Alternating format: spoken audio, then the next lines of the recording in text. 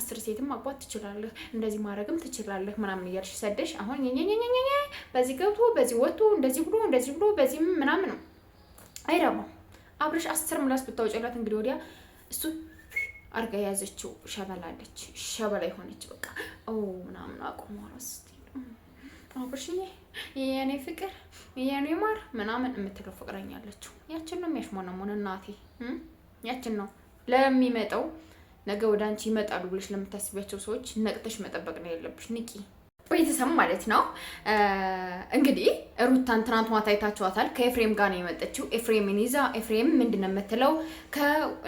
ከኔ ጎን ነው መሆን ያለብህ ወይስ ከሩታ ጎን ነው መሆን ያለብህ? ወንድምህን ነው መደገፍ ያለብህ ወይስ እሷን ነው? እኔ አትሆነኝም ብዬ በቃ የማታስፈልገኝ ስለሆነ ነው እንጂ የተውኳት የምፈልጋት ቢሆን የምታስፈልጋኝ ቢሆን ከህይወት የምትጠቅመኝ ነገር ቢሆን ኑሮ እናንተ ሳትሉኝ እኔን መርጬ የሚይዛት የነበረ ገባችሁ?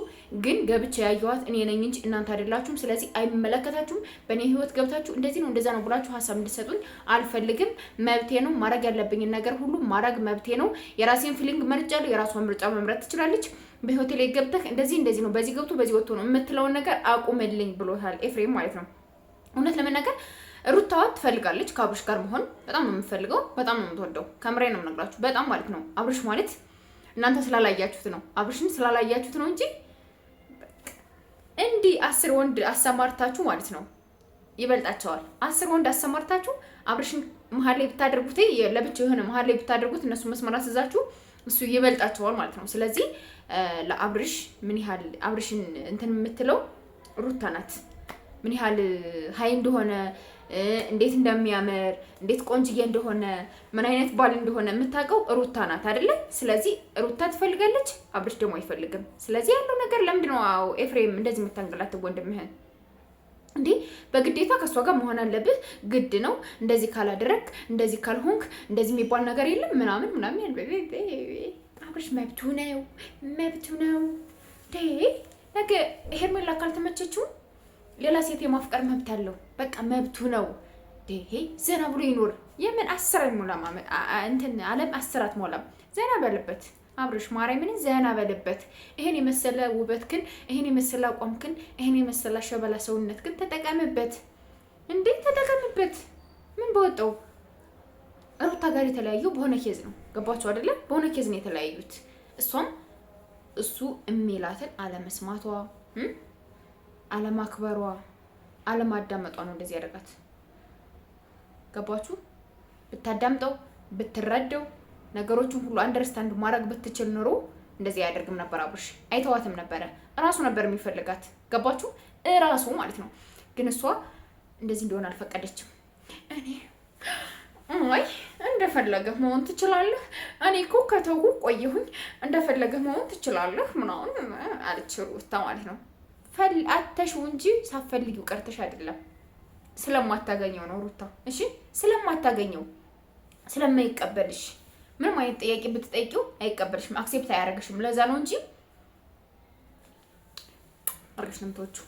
ሄርሜላ ደግሞ ውይ የኔ ፍቅር የኔ ማር ወይኔ ስወድህ እኮ ምናምን እያለች በቃ ይለለን እንትን ትለዋለች ማለት ነው። እሱ ይሄን እያየ እንዴት የምትልበት ጋር እንትን የሚለው ሩታ እኮ በራሷ ጊዜ ነው በራሷ ባህሪ ነው ባይዘወይ አብርሽ እንትን ያላት ጸጉር የጨወራ መሰልኳ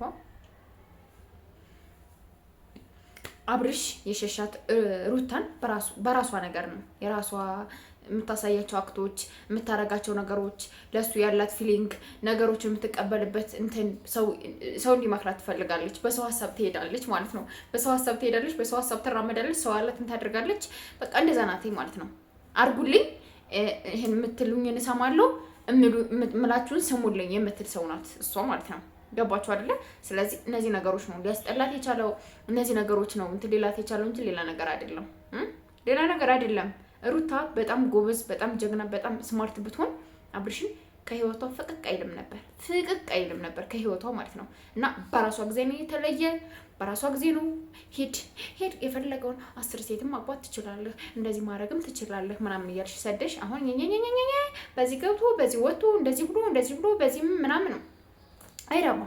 አብርሽ 10 ምላስ ብታወጪላት እንግዲህ ወዲያ እሱ አርጋ ያዘችው ሸበላለች። ሸበላ የሆነች በቃ ምናምን አቁሟራስ አብርሽዬ የኔ ፍቅር የኔ ማር ምናምን የምትለው ፍቅረኛ አለችው። ያችን ነው የሚያሽሞነሙን እናቴ።